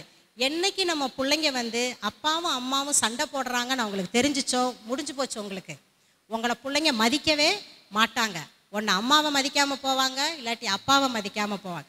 அதனால் அதே நேரத்தில் நம்ம 2 பேரும் நம்மளோட கருத்துக்களை பரிமாற முடியாமல் இருக்க முடியாது. நம்ம என்ன பண்ணணும், வாக்குக்கு வாங்க போகலான்னு சொல்லி கூட்டிகிட்டு போயிட்டு அங்கே நம்ம சண்டை போடுறோமோ நம்மளோட கருத்தை எடுத்து சொல்கிறோமோ என்ன பண்ணாலும் சரி, திரும்பி வீட்டுக்குள்ளே வர்றப்ப நம்ம ஒன்றும் நடக்காதது மாதிரி வந்துடணும். அதுதான் ஒரு பாஸ்டர் மனைவிக்கு உள்ள ஒரு பண்பாடு நான் எப்பயுமே சொல்லுவேன். அப்போ நம்ம என்ன பண்ணோம்னா சில குணநலன்கள் இருக்குது. சகிப்புத்தன்மை வேணும்னா சில குணநலன். ஆன்மீக பெண் கிறிஸ்துவின் ஆவியால் நிரப்பப்படுவாள். இல்லை, ஒரு தேவ பக்தி உள்ள பெண் யாரால் நிரப்பப்படுறது? கிறிஸ்துவால தான் நிரப்பப்பட முடியும். அந்த தன்மையை, சகிப்புத்தன்மையை நமக்கு கொடுக்கறது யாரு? நம்ம ஹஸ்பண்ட்ஸோ நம்ம குடும்பமோ கிடையாது, இல்லாட்டி நமக்கு இருக்கிற ஆஸ்தியோ அந்தஸ்தோ கிடையாது. நம்ம கொடுக்கறது யாரு? கடவுள் ஒருத்தரால தான் கொடுக்க முடியும். அவளுடைய வார்த்தைகளில் கவனமாய் இருப்பாள். அப்போ என்ன பண்ண, சகிப்புத்தன்மை உள்ள பெண் தன்னோட வார்த்தையில் எப்படி இருப்போமா? கவனமாக இருப்போமா. நம்ம இந்த வார்த்தையை சொன்னால் அவங்க ஹர்ட் ஆயிடுவாங்களோ, இந்த வார்த்தையை சொன்னால் அவங்க ஹர்ட் ஆயிடுவாங்களோ. நம்ம கணவன்கிட்ட மாத்திரம் கிடையாது, யாருக்கிட்டையுமே நம்ம பேசும்போது நம்ம வார்த்தையில் ரொம்ப கவனமாக இருக்கணும். நம்மளோட வார்த்தைகள் வந்து அடுத்தவங்களை மனசு நோகடிக்கிற மாதிரி நமக்கு கண்டிப்பாக இருக்கவே கூடாது. அவளுடைய வார்த்தைகளில் கவனமாய் இருப்பாள். அடுத்து வந்து தன் கோபத்தின் மீது நல்ல கட்டுப்பாடு இருக்கும். கோபத்தின் மீது நல்ல கட்டுப்பாடு. நமக்கு கோபம் வந்தாலும் என்ன பண்ணுவோம், அந்த கோபத்தை வெளியே காட்டாத அளவுக்கு நம்முடைய கோபத்தை குறைச்சி கோபம் இல்லாதது போல் நம்ம பேசுவோம். இல்லை, அது எப்படி அந்த சக்தியை யார் கொடுக்கறது? பரிசுத்தாவி நமக்கு கொடுக்கறது. மற்றபடி நமக்கு அது ரொம்ப கஷ்டம். ஸோ தன் கோபத்தின் மீது நல்ல ஒரு கட்டுப்பாடு இருக்கும். கோபம் வந்தால் தானே நம்ம தேவையில்லாத காரியங்களை பேசி சண்டை வந்துடுது. கணவன் ஒரு வேளை சரியான காரியத்தில் இல்லாட்டினாலும் நம்ம கோபத்தை நம்ம சகிச்சு போனோம்னா அந்த சண்டை வாய்ப்புக்கு நம்ம கொடுக்க வேண்டிய அந்த வாய்ப்பு வராது. ஸோ நம்ம கோபத்தில் வந்து ஒரு கட்டுப்பாடு கண்டிப்பாக இருக்கும். இன்னொன்று, எப்பொழுதும் கீழ்ப்படிதலாகவும் பணிவாகவும் இருப்பாள். அப்போ நம்ம என்ன பண்ணுறோம், நமக்கு ஒரு சகிப்புத்தன்மை சகிப்புத்தன்மை நம்மளில் இருந்தால் நம்ம எப்படி இருப்போம்னா, நம்ம ஒரு கீழ்ப்படிதல் உள்ள, என்ன சொன்னாலும் அது என்னோட நலனுக்கு தான், அது என்னோட குடும்பத்தோட நலனுக்கு தான் நம்ம கணவன் சொல்கிறத நம்ம கேட்குறதுக்கு ஒரு சித்தமாக இருப்போம். அந்த கட்டுப்பாடு நமக்கு கண்டிப்பாக இருக்கும். எப்பொழுதும் கீழ்ப்படிதலாகவும் பணிவாகவும் இருப்பாள். இன்னொன்று வந்து கணவனின் மீது அன்பும் அனுதாபமும் கொண்டவளாய் இருப்பாள். அன்பு இருந்தால் தானே ஆட்டோமேட்டிக்காக என்ன வரும், அடுத்து அனுதாபம் வரும். Mercy, grace. இல்லை, அனுதாபம் எப்போ வரும்? அன்பு இருந்தால் தான் வரும். அன்பு இல்லாட்டி இந்த அனுதாபம் நமக்கு வரவே வராது. சில நேரத்துக்கு கணவர்கள் செய்யும் காரியங்கள் நமக்கு கோபத்தை உண்டாக்கும். நெசந்தான், இல்லைன்னு சொல்லலை. எல்லா குடும்பங்களிலும் ஒரு நல்ல ஒரு என்ன சொல்கிறது, ஒரு அன்பான தேவபக்தி உள்ள கணவன் எல்லா குடும்பத்திலையும் கிடைக்கிறது இல்லை. அவங்களுக்காக நான் பரிதாகப்படுறேன். நான் வேலை செய்கிற ஆஃபீஸில் ஒரு 65 ஒர்க்கர்ஸ் இருக்காங்க. அந்த 65 ஒர்க்கர்ஸில் உங்களுக்கு தெரியும், மகாராஷ்டிராவில் வந்து நம்ம தமிழ்நாட்டை போல் அந்த ஒரு ஒழுக்கம் பண்பு அப்படின்றது வந்து கொஞ்சம் ஜாஸ்தி இருக்காது. நிறைய பேருக்கு அந்த கெட்ட பழக்கங்கள் இருக்கும். அப்போ அவங்க உடனே சில நேரத்துக்கு நைட்டு 2 மணிக்கு 1 மணிக்கு அப்படின்னா அந்த கேம்பஸில் நாங்கள் கொஞ்சம் பழக்கப்பட்டவங்க, கொஞ்சம் தே யூசஸ் ஃபார் கவுன்சிலிங் அதுக்கெல்லாம். இன்னொன்று, நாங்கள் இதுக்கு முன்னாடி அங்கே வேலை செஞ்சுட்டு வந்ததுனால அங்கே இருக்கவங்களுக்கு எங்களை பற்றி கொஞ்சம் நல்லா தெரியும், எங்கள் குடும்பத்தை பற்றி. அதனால் 12 மணி 1 மணிக்கு ஃபோன் கால்ஸ் வரும். ஆண்டி ப்ளீஸ் கம் ஹோம், எங்கள் புருஷன் என்னை போட்டு அடிக்கிறான், நீங்கள் தயவுசெய்து வாங்க, எங்களுக்கு என்ன பண்ணனே தெரியாது. அந்த மாதிரி குடும்பங்களை நினச்சி நான் ரொம்ப நாங்கள் 2 பேர் வருந்துவோம். அவங்களெல்லாம் நினச்சி நாங்கள் அடிக்கடி ஜெபமும் பண்ணுவோம். அந்த மாதிரி குடும்பங்கள் கண்டிப்பாக இருக்க தான் செய்யுது. ஆனால் அந்த மாதிரி குடும்பங்களை வெல்றது எப்படி? ஜெபத்தினால ஆகாதது எதுவுமே கிடையாது. அந்த ஜெபத்தில் முழங்கால் போட்டி கடவுளோட மன்றாடி கேட்குறப்ப கண்டிப்பாக கடவுள் அவன் குடிச்சிட்டு வந்திருந்தாலும் என்ன செய்வார், இந்த சேதமான சூழ்நிலைகளை உருவாக்காதபடி அவனுக்கு ஒரு தூக்கத்தை கட்டளையிட்டு அவனை தூங்க விட்டுருவார்.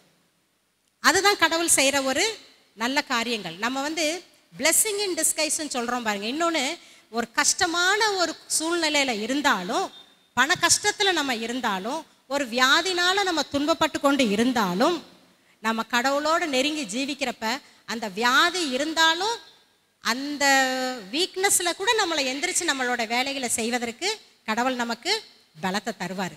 நமக்கு ஃபைனான்ஷியல் டிஃபிகல்ட்டிஸ் நிறையா இருக்கும். என்னென்னு சொல்லுவாங்க, பண கஷ்டங்கள் நிறையா இருந்தாலும் நம்மளுடைய பிள்ளைகளுக்கெல்லாம் அழகாக ஃபீஸ் கட்டி படித்து முடித்து வெளியே, அதுதான் கடவுளோட ஆசீர்வாதங்கள். சூழ்நிலையை அறிந்து செயல்படுவான். அப்புறம் என்ன செய்வாங்க, தெய்வ பக்தி உள்ள பெண் என்ன செய்வானா, சகிப்புத்தன்மை உள்ள பெண் என்ன செய்வானா, கணவனோட சூழ்நிலையை அறிந்து தன்னுடைய வேலை. நம்ம ஹஸ்பண்ட்ஸ் நம்ம கல்யாணம் பண்ணி இத்தனை வருஷம் வாழ்ந்துட்டோம், அவங்க வீட்டுக்குள்ளே நுழையிறப்பே நமக்கு தெரியும் அவங்க என்ன மூடில் இருக்காங்கன்னு. அவங்க நம்மளை கூப்பிடாமல் அமைதியாக வீட்டுக்குள்ளே நுழையிறாங்கன்னா மண்டையில் என்னமோ ஓடிக்கிட்டு இருக்கு, யாரோ அவங்கள ஹர்ட் பண்ணியிருக்காங்க. So he is coming upset. நம்ம புரிஞ்சுக்கணும். என்னோட வாழ்க்கையில் நான் அனுபவித்த காரியங்கள், அமைதியாக பார்ட்டி உள்ளே நுழையுதுன்னா அங்கே மண்டையில் ஏதோ ஹெவியாக ஓடிக்கிட்டு இருக்குன்னு அர்த்தம். எதையுமே நான் பேச மாட்டேன். பிள்ளைகள்கிட்டையும் சொல்லுவேன், சத்தம் போடக்கூடாது, அமைதியாக இருக்கணும். அதே நேரத்தில் ஒரு விதமாக நம்ம பேர்களை கூப்பிட்டுக்கிட்டே வந்தாங்கன்னா பார்ட்டி நல்லா சந்தோஷமாக உள்ள நுழையுதுன்னு நமக்கு தெரிஞ்சுக்கணும். ஸோ கணவனோட அவங்களோட செயல்பாடுகளை சூழ்நிலையை அறிந்து நம்ம செயல்படணும்.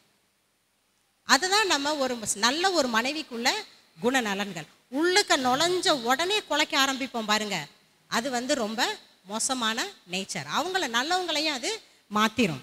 அடுத்து, கணவனின் பெற்றோர் மற்றும் உறவினர்களை தன் உறவினர்களை போல நேசிக்கிற, இதுதாங்க மெயின். நம்ம கல்யாணம் பண்ண பிறகு நம்ம என்ன பண்ணுவோம், கணவனை மாத்திரம் கல்யாணம் பண்ணிட்டு வந்துடுறோம் நம்ம நினைப்போம். அவங்க அம்மா, அவங்க அப்பா, கூட பிறந்த சகோதரிகள், அவங்க யாருமே நம்ம வீட்டுக்கு வரக்கூடாது, அவங்களோட நம்ம எந்த உறவுகளும் வச்சுக்கக்கூடாது. இது ஒரு பெரிய தப்பு. நம்ம வாலிப பிள்ளைகளை வளர்க்குறப்ப இதெல்லாம் நம்ம அவங்களுக்கு சொல்லி நம்ம வளர்க்கணும்.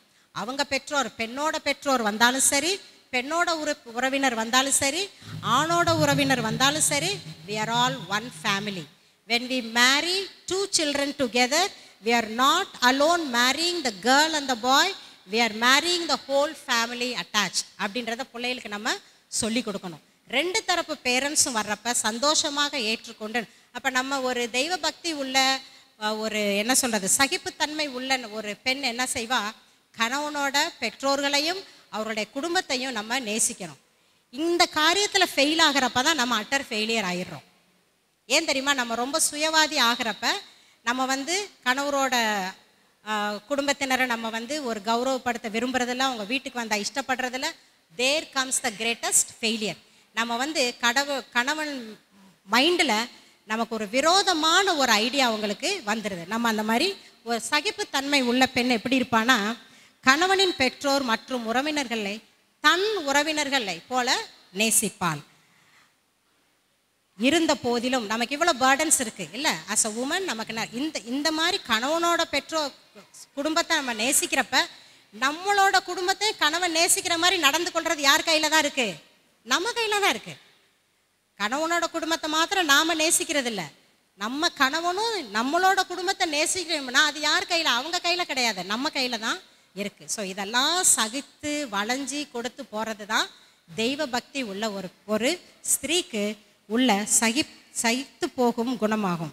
இந்த மாதிரி இருந்த போதிலும் தான் ஒரு அடிமை என்று நினைக்காமல் அவள் கணவனுக்கு ஒரு துணை என்றும் சந்தோஷமாக செயல்படுவாள்.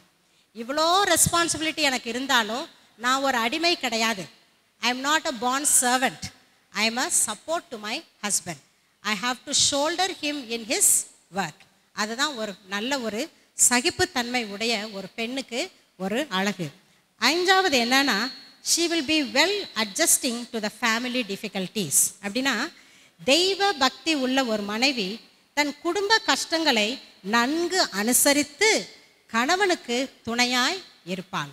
இது ரொம்ப முக்கியம். நிறைய காரியங்கள் இருக்குது ஒரு ஸ்திரீயை பற்றி சொல்லணும்னா, ஆனால் நான் எடுத்தது ஒரு 5 பாயிண்ட் தான் நான் எடுத்தேன். அதுக்கு மேலே நான் எடுக்கலை.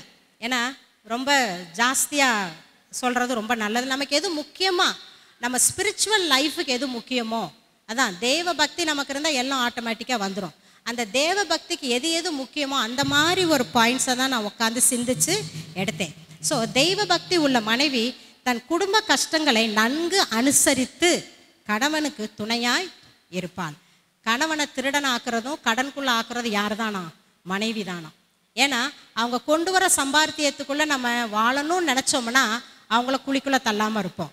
ஆனால் நம்ம அதிக ஆசையோட நம்ம சம்பாத்தியம் இவ்வளோ தான் இருக்குது, ஆனால் நம்ம அதற்கு மேன்மையாக நம்ம வாழணும்னு நினைக்கிறப்ப கண்டிப்பாக நம்ம கணவனை கஷ்டத்துக்குள்ளே தள்ளுற மாதிரி தான் இருக்கும். இப்போ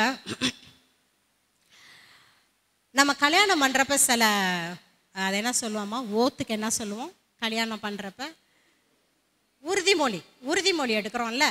அந்த உறுதிமொழி எடுக்கிறப்ப மாத்திரம் நம்ம என்ன சொல்கிறோம், சந்தோஷத்திலும் அப்புறம் என்ன எல்லாரும் சொல்லுங்க, துக்கத்திலும் வாழ்விலும் தாழ்விலும் நோயிலும் ஆரோக்கியத்திலும் மரணம் நம்மை பிரிக்கும் வரையிலும் பரிசுத்த சட்டத்தின்படி என்னது முடிங்க ப்ளீஸ்.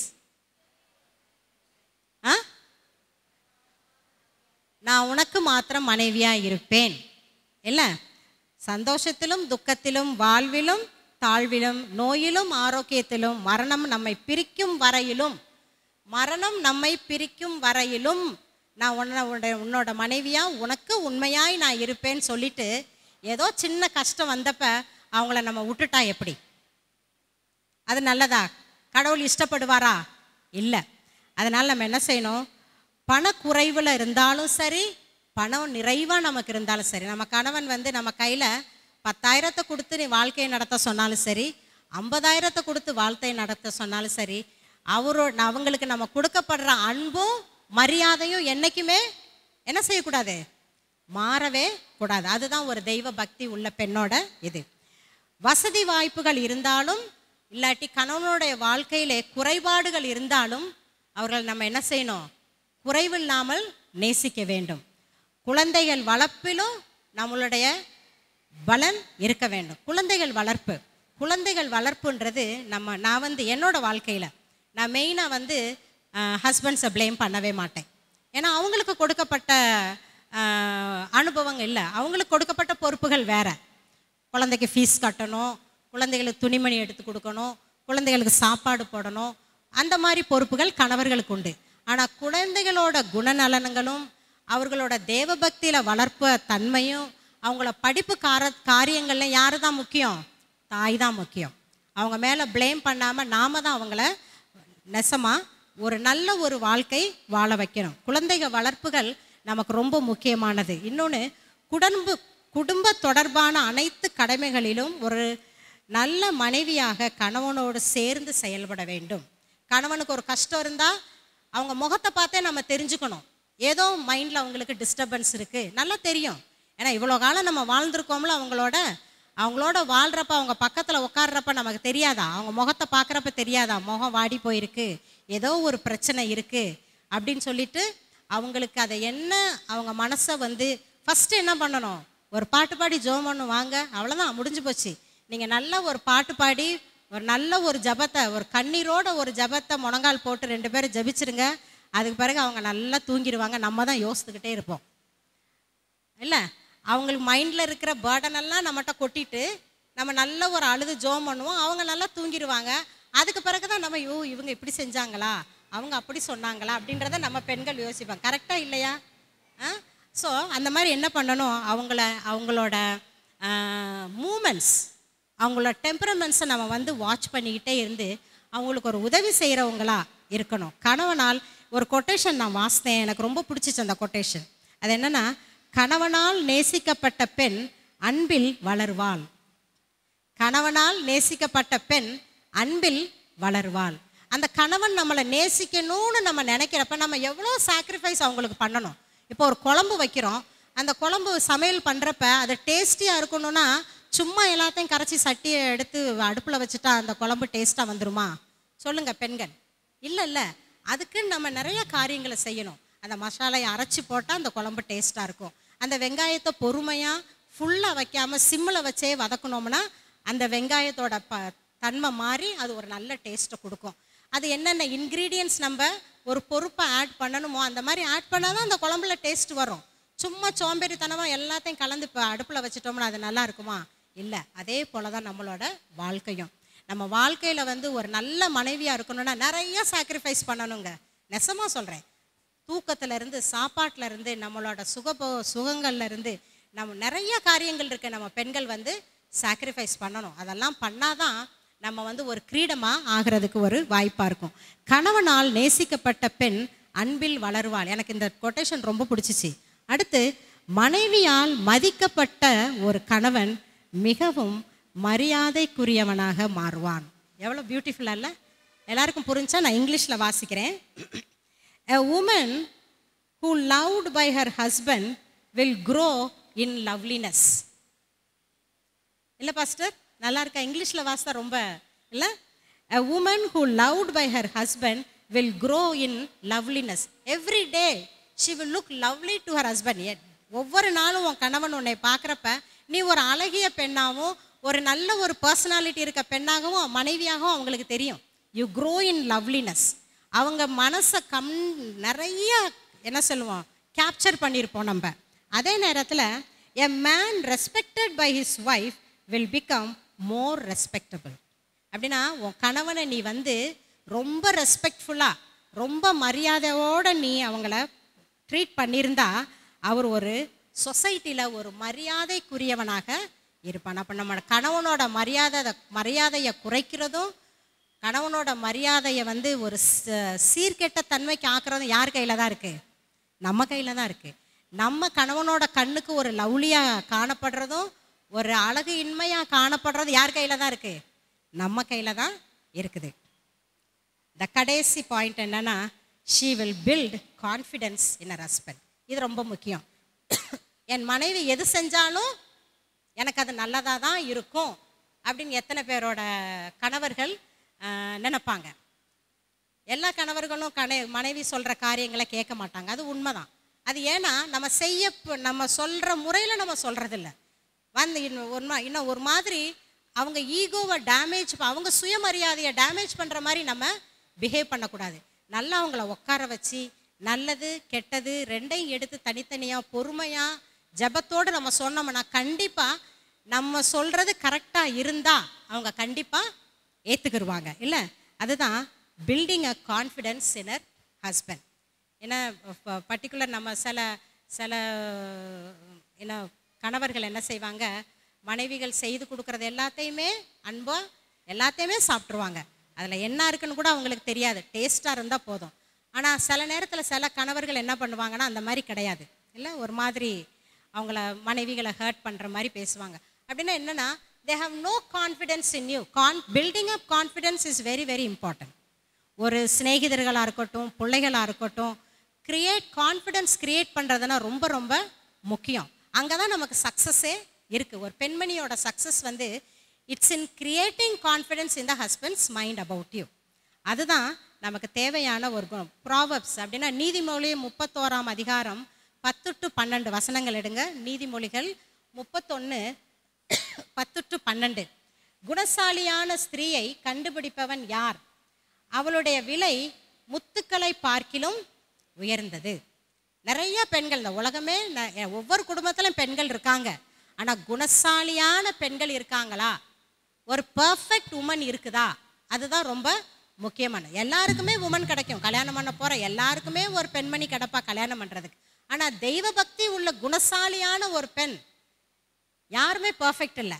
இல்லை, ஒரு பெண்ணும் பர்ஃபெக்ட் கிடையாது, ஒரு ஆணும் பெண்ணுக்கு பர்ஃபெக்ட் கிடையாது. ஆனால் குணசாலியான பெண்ணும் இருக்கிறாங்க, குணசாலியான ஆண்களும் இருக்கிறாங்க. அந்த மாதிரி நமக்கு கிடைக்குமா? ஏன்னா குணசாலியான ஸ்திரீயை கண்டுபிடிப்பவன் யார்? அவளுடைய விலை முத்துக்களை பார்க்கிலும் உயர்ந்தது.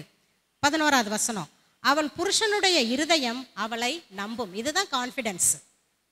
நீங்கள் என்ன சொன்னாலும் அவங்க நம்புவாங்க. ஒரு சின்ன உதாரணம் இருக்குது, அதை சொல்லலாமா வேண்டாமான்னு யோசிக்கிறேன் நான். ஆனால் நீங்கள் வந்து தப்பாக அதை எடுக்காதீங்க. நாங்கள் ஹைதராபாத்தில் இருக்கிறப்ப திடீர்னு எங்கள் வீட்டுக்காருக்கு டெங்கு ஃபீவர் வந்துருச்சு. அப்போ அது வந்து 2013 செப்டம்பர். டெங்கு ஃபீவர் வந்தோடனே எங்களுக்கு அது ஃபேமிலியில் ஃபஸ்ட் டைம் வரது, யாருக்குமே எங்கள் ஃபேமிலியில் வந்ததில்லை. நான் ரொம்ப இதாகிட்டேன். அப்போ உடனே அம்மாவுக்கு ஃபோன் பண்ணேன். அம்மா சொன்னாங்க, நான் வந்து நாளைக்கே பிறப்பிட்டுறேன், உனக்கு சில நாட்டு வைத்திய மருந்துகள் கொண்டு வரேம்மா, நீ வந்துரு. ஆனால் அம்மாவுக்கு சமயத்துக்கு டிக்கெட் கிடைக்கல. அதுதான் ஏதோ பப்பாளி இலையில செய்த சில ஏதோ மருத்துவம். அவங்க வரதுக்கு முன்னாடி பக்கத்து வீட்டில் என்ன பண்ணாங்க, ஒருத்தவங்க, நீங்கள் வாங்க இங்கே ஒரு அது என்னது சித்த வைத்தியர் இருக்கிறாரு, நான் உங்களுக்கு ஏன்னா சுகமாகணும். ஜஸ்ட்டு 2 வாரத்துக்கு முன்னாடி தான் ஒரு ஒரு பாஸ்டரோட மனைவி டெங்கு வந்து இறந்து போயிட்டாங்க. அதனால் அந்த டென்ஷன் எனக்கு, எப்படியாவது குணப்படுத்தணுமே, ஆஸ்பத்திரி கொண்டு போகலை, நான் குணப்படுத்தணுமேனு வீட்டிலே வச்சு பார்க்குறப்ப அப்போ உடனே பக்கத்து சித்த வைத்தியர் ஒருத்தவங்ககிட்ட போனோம். அவர் வந்து எனக்கு ஒரு பாட்டில் கொடுத்தாரு. அந்த பாட்டிலில் வந்து அது என்ன இருக்குன்றதை நான் வந்து கவனிக்கலை. எனக்கு எங்கள் வீட்டுக்காரர் சீக்கிரம் சுகமாகணும், அவ்வளோதான் என்னோட இது. அதுக்காக நான் எதுனாலும் செய்வேன். அப்போ நான் வந்து நாள் அந்த மருந்தை, அவர் ஒரு மூடி மருந்தை ஒரு கிளாஸ் தண்ணியில் கலக்கி கொடுக்கணும்னு சொன்னார். நான் கொடுத்தேன். அதை குடிக்கிறப்பே அவங்க சொன்னாங்க, இது ஒரு மாதிரி ஸ்மெல்லு வருதேம்மா, இது வந்து நல்ல ஸ்மெல் மாதிரி இல்லையே, மாட்டு மூத்திரம் ஸ்மெல் வர மாதிரி இருக்கே அப்படின்னு என்கிட்ட சொன்னாங்க. ஆனால் நான் அதெல்லாம் ஒன்றும் இல்லைப்பா, இது ஏதோ அவங்க கொடுத்த மருந்து கிளியரன்ஸ் அப்படின்னா சிஸ்டம் கிளீனிங்னு குடிங்கன்னு சொல்லிட்டேன். குடிச்சிட்டாங்க. 2வது நாளும் கொடுத்தேன், குடிச்சிட்டாங்க. 3வது நாள் குடிக்க போகிறதுக்கு முன்னாடி ஒரு ஆந்திரா சார்ந்த ஒரு பையன், தெலுங்கு வாசிக்க தெரிகிற ஒரு பையன் அங்கே வந்தான். ஏன்னா சுகமில்லாமல் இருக்கிறப்ப அவங்கள்ட்ட போய் நம்ம மருந்து பாட்டிலெல்லாம் காட்ட முடியாதுல்ல, காட்டியிருந்தால் அவங்க பார்த்துருப்பாங்க. நான் காட்டலை. நானாக எது கொடுக்குறோனோ அதை வாங்கி குடிக்கிறது, சாப்பிட்றது. அப்போ இந்த பையன் வந்து பார்த்த உடனே, ஆண்டி இதையா நீங்கள் கொடுக்குறீங்க அங்கிளுக்கு கலக்கி அப்படின்னு கேட்டான். ஆமாம்மா, இது என்ன, இது வந்து இந்துக்கள் கொடுக்குற மாட்டு மூத்திரம், அந்த கிளென்சிக்காக கொடுக்குறதுன்னு. எனக்கு ரொம்ப வருத்தமாக போயிடுச்சு. அப்போ நான் உடனே எங்கள் வீட்டுக்கார்ட்ட மன்னிப்பு கேட்டேன். வாங்கி குடிக்க நான் சொன்னேன்லம்மா, அது ஒரு மாதிரி வாசனை வருது. சரி, நீங்கள் ஏன் அதட்டி சொல்லலை, ஏதோ நீ என் நலனுக்காக கொடுக்குறேன்னு நம்பிக்கையோடு நான் வாங்கி குடித்தேன்னு சொன்னாங்க. ஸோ அது மாதிரி நம்ம பெண்கள் எவ்வளோ முக்கியத்துவம் நமக்கு இருக்குதுன்றதை பார்த்துக்கங்க. நம்ம எதை கொடுக்குறோமோ அதை வாங்கி சாப்பிட்ற நிலமையிலையும் குடிக்கிற நிலமையிலையும் ஆண்கள் இருக்கிறாங்க. அதனால தான் ஈவு வந்து சாத்தான் வந்து ஈவை ஆதாம உபயோகப்படுத்தலை, சாத்தான் ஏவால தான் ஏன்னா very easy a woman can change a man or capture the heart of a man quickly than man do to a woman. இல்லை, அந்த ஒரு அட்ராக்ஷன் நம்மக்கிட்ட கண்டிப்பாக இருக்குது. ஸோ நம்ம வந்து என்னென்னா, இதில் என்ன சொல்ல வர்றேன்னா, when we build up confidence, நம்ம எதை சொன்னாலும் அவங்க கேட்குறதுக்கு சித்தமாக இருப்பாங்க. ஆனால் அந்த கான்ஃபிடென்ஸ் பில்டு பண்ணுறது ரொம்ப ஈஸி கிடையாது. அதுக்கு தகுந்த மாதிரி நம்ம ஒவ்வொரு அடிப்படையிலும் நம்ம வந்து அதன் தகுந்த மாதிரி அவங்க மனசை சந்தோஷப்படுத்துகிற மாதிரி அவங்களுக்கு செய்கிற காரியங்கள் எல்லாமே நலனுக்கு தான் நம்ம செய்கிறோம் அப்படின்னு அவங்க கன்வின்ஸ் ஆனால் தான் நம்ம சொல்கிறத ஒரு கான்ஃபிடென்ஸாக எடுப்பாங்க. ஸோ நம்ம ஒரு புத்திசாலியான ஸ்திரீயாக இருக்கணும்னா அது வந்து என்ன, அவங்களுக்கு ஒரு புத்தியை, நம்ம கணவர்களுக்கு நம்ம ஒரு புத்திசாலியான மனைவியாக இருக்கணும்னா அது அவங்களுக்கு கொடுக்கப்பட்ட வரம். இன்னொன்று, அவள் உயிரோடு இருக்கிற நாளெல்லாம் அவனுக்கு தீன்மை இல்லாமல் நன்மையே செய்கிறாள் என்றதை கணவன் வந்து நம்பணுமா. இது வந்து 12வது வசனம் வாசிங்கம்மா, 11-12 வாசிங்க.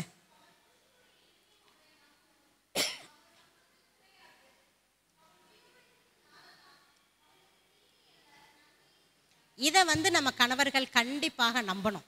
இதை நம்பணும்னா நம்ம நிறைய காரியங்களை கண்டிப்பாக செய்ய வேண்டியதாக இருக்குது. நன்மையே செய்வாள் என்பதை அவங்க நம்பணும். நம்ம வந்து சோம்பேறி இல்லை, ஒரு குடும்பத்திற்காக கடின உழைப்பாளி என்றது நம்ம கணவன் நம்பணும்.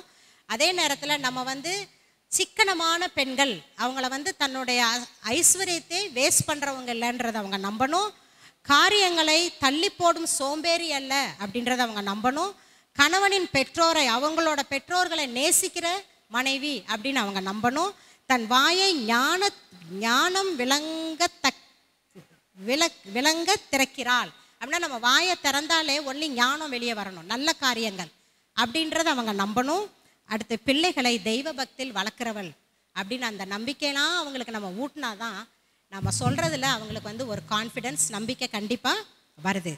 தேவ பக்தியின் வேதாகமத்தின் உதாரணங்கள் நிறையா இருக்குது. நம்ம நிறைய பெண்களை பைபிளில் நம்ம பார்க்குறோம். டைம் ஆகிட்டே போகுது.